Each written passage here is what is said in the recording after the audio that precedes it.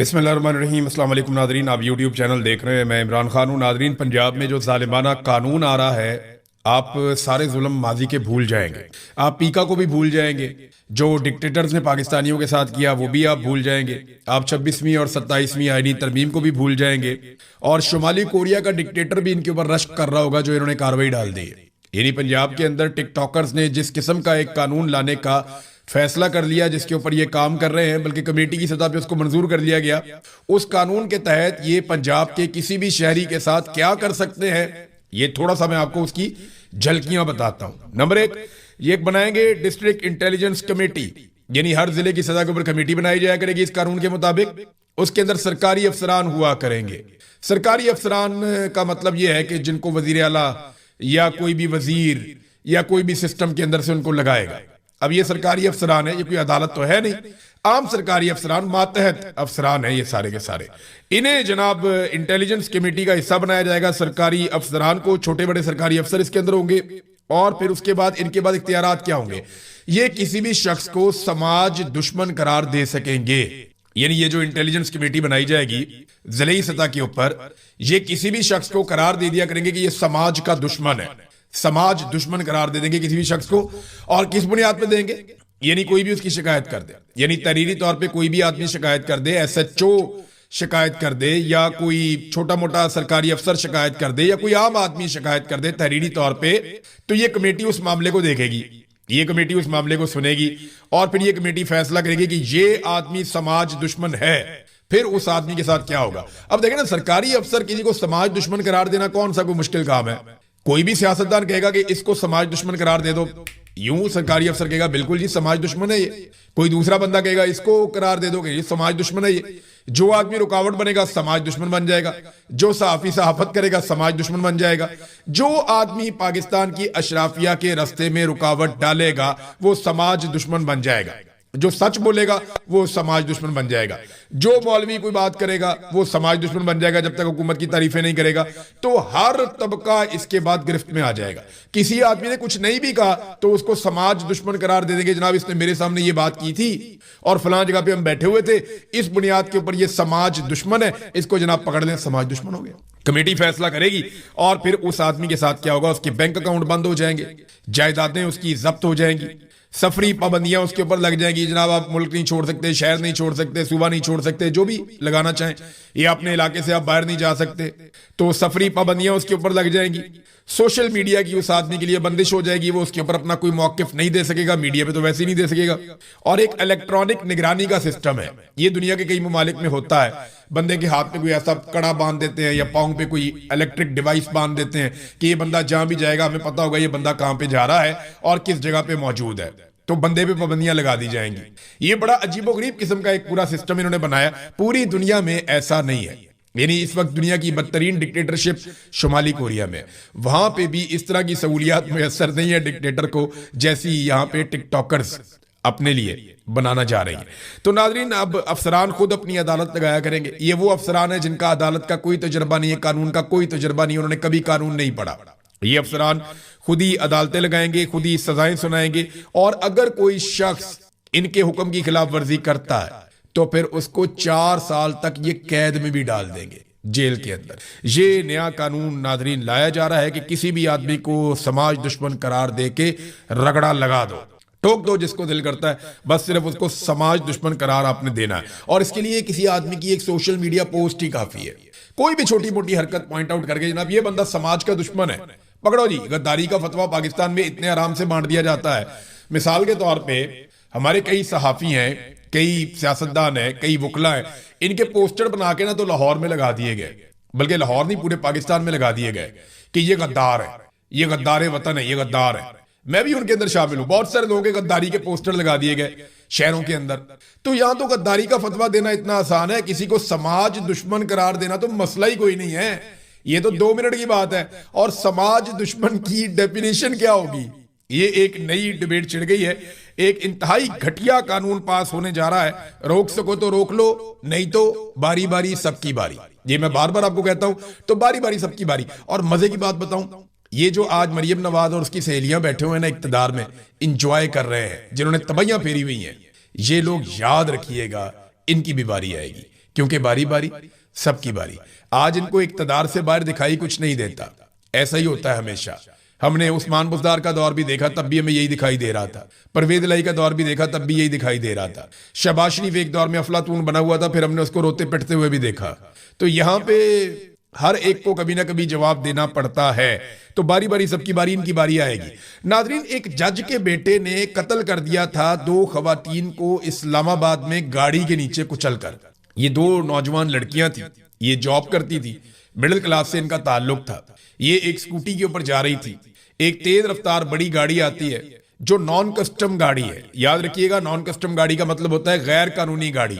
ये कोई भी शख्स नहीं चला सकता जब तक कि वो बहुत ज्यादा इन्फ्लुएंशियल ना हो या उसके पास बहुत ज्यादा इख्तियार या ताकत ना हो। नॉन कस्टम गाड़ी चलाने के लिए आपको किसी जज का बेटा होना पड़ता है, किसी फौजी का रिश्तेदार होना पड़ता है, या किसी ब्यूरोक्रेट का रिश्तेदार होना पड़ता है, या कोई आप बहुत ताकतवर समाजी शख्सियत हैं तो आप ये नॉन कस्टम गाड़ी चला सकते हैं, वरना आप नहीं चला सकते। तो जज का बेटा था आसिफ का, तो जज मोहम्मद आसिफ का जो बेटा था वो गाड़ी चला रहा था नॉन कस्टम गाड़ी, और उसका अपना लाइसेंस भी नहीं था, उम्र भी नहीं थी। तो जब उम्र ना हो तो फिर जिम्मेदारी गार्डियन के ऊपर आती है। गार्डियन कौन है? उसका बाप ही गार्डियन होगा, और तो कोई नहीं हो सकता ना। जो हाई कोर्ट का जज है वो अपने बेटे का गार्डियन किसी और को थोड़ी रखेगा, खुद ही होगा। तो नादरीन, हुआ ये कि जज के बेटे ने 2 खवातीन को कुचल के कत्ल कर दिया। उसके बाद उनकी फैमिली से मेरी बात भी हुई थी। वो फैमिली के लोग कह रहे थे हम पे बहुत दबाव है, वो हमें बार बार मिलना चाहते हैं, बहुत सारे हमारे ताल्लुक वाले लोग भी बीच में डाल दिए हैं, हमारे रिश्तेदार हमारे पास आ रहे हैं, हर कोई हमारे दरवाजे खटखटा रहा है, तो हम क्या करें, हम कहाँ जाएं, समझ नहीं आ रही। मिलाकर दबाव डाल डूल के इन्होंने ये मामला खत्म करवा दिया। जज का बेटा छूट के घर चला गया।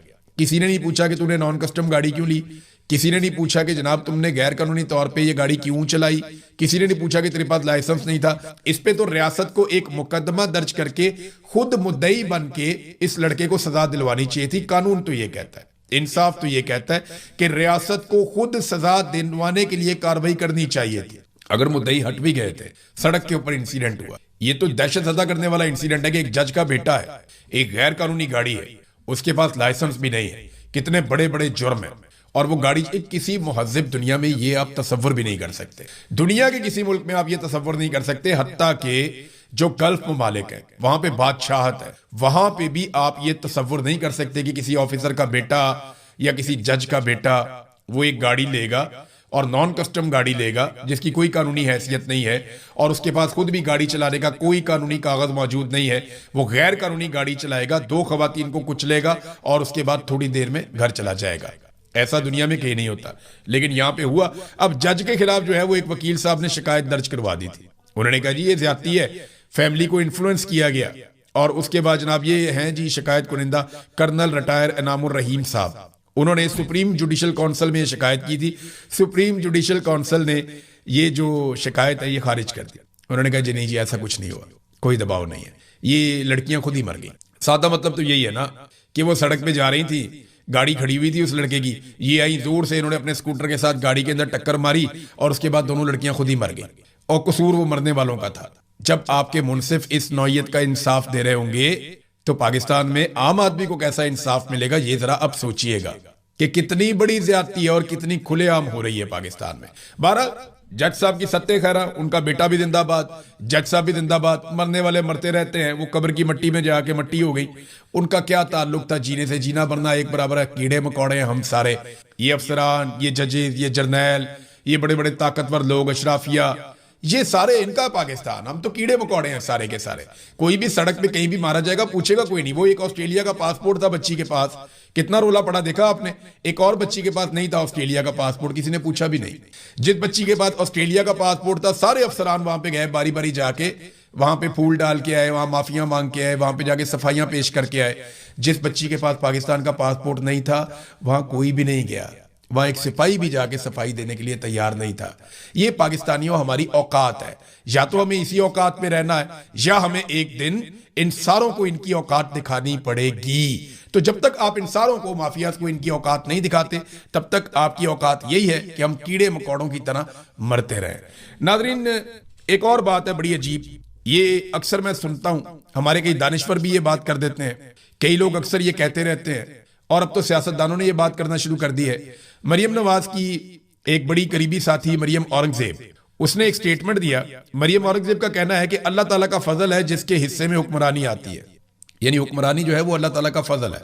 वो खानदान अल्लाह ताला के मुंतखब करदा होते हैं जिन्हें अल्लाह ताला हुक्मरानी देता है। फिरौन के खानदान को हुक्मरानी दी थी अल्लाह ताला ने, उन पे अल्लाह ताला का फजल था। नमरूद बहुत बड़ा हाकिम था, अल्लाह ताला का फजल था। सिकंदर आदम दुनिया में कितना कत्लेआम किया, हिटलर उस पे भी अल्लाह ताला का फजल था। आप मुझे बताएं ना, शुमाली कोरिया का जो हुक्मरान है किम जोंग उन, उसने वहां पे लोगों की जिंदगी नर्क बनाई हुई है, तो क्या उसके ऊपर अल्लाह ताला का फजल है? वो और उसकी बहन मिलकर जबरदस्त शानदार किस्म की हुक्मरानी कर रहे हैं। चंगेज खान की हुक्मरानी, क्या वो अल्लाह ताला का फजल है? नेतन्याहू इसराइल के ऊपर लंबे अरसे से हुक्मरान है, तो क्या उस पर भी अल्लाह ताला का फजल है?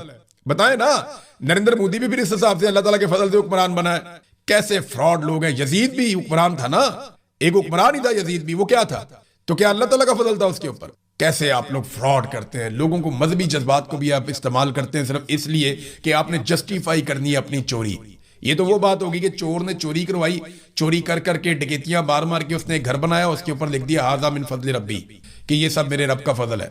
अंदाजा करें आप कैसे ये लोग फ्रॉडी है।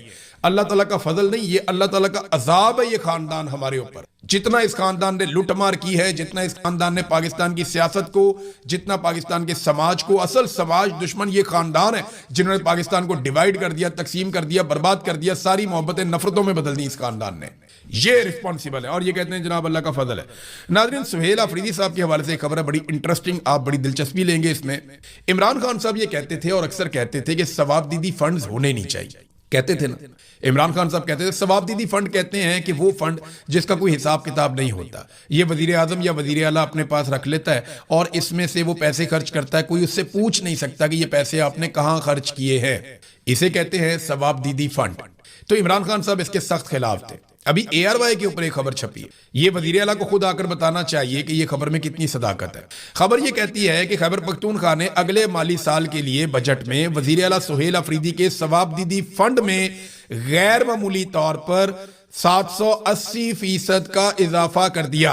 पहले जो ये सवाबदीदी फंड था वो सिर्फ 50 करोड़ रुपया था कि 50 करोड़ रुपया वजीर आला खर्च कर दे तो कोई फर्क नहीं पड़ता। ये गंडापुर के दौर में 50 करोड़ रुपया था। सुहेल अफरीदी के दौर में इसमें जो इजाफा किया गया, अब ये 4 अरब और 40 करोड़ रुपए का सवाबदीदी फंड मुख्तस कर दिया गया है। तो सुहेल अफरीदी और इनके लोग आकर जवाब दें कि जनाब इमरान खान साहब तो सवाबदीदी फंड के बहुत खिलाफ थे, तो आप लोगों ने किस मद के अंदर ये सवाबदीदी फंड रख लिया है, और अगर रख लिया है तो इसकी कोई जस्टिफिकेशन, कोई वजह आप पेश करें ताकि कौम को समझ आए कि जनाब नहीं आप ठीक कर रहे हैं।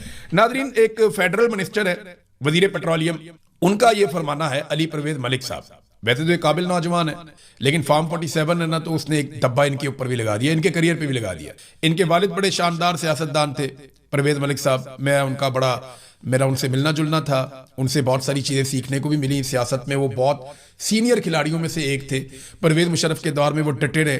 तो जो परवेज मलिक साहब के बेटे हैं अली परवेज मलिक साहब, उन्होंने कहा जी आलमी मंडी में जैसे ही खाम तेल की सतह $76 पे आएगी तो हम आवाम को रिलीफ देंगे। तो अभी चेक कर लेते हैं, ये मैं खोल रहा हूं आलमी मंडी का डाटा कि इंटरनेशनल ऑयल प्राइस, तो ये अभी देख लेते हैं हम कि जो ये कह रहे हैं वो है या नहीं। $76 फी बैरल का ये कह रहे हैं कि जी इतने का जब होगा तो हम करेंगे। ये मेरे सामने लिखा हुआ आ गया 70.24 USD। तो नाजरीन, ये तो प्राइस बहुत नीचे आ गई है, लगातार नीचे आती चली जा रही है। वो $76 पे उनकी सुई अटकी हुई है, यहाँ पे $70 के आसपास आ गया। तो ये लोगों को पागल समझते हैं। कोई भी आदमी अपने मोबाइल पे आप निकालें, गूगल करें कि इंटरनेशनल ऑयल प्राइस, तो आपको आ जाएगा फी बैरल आपको कितने का मिल रहा है US डॉलर में।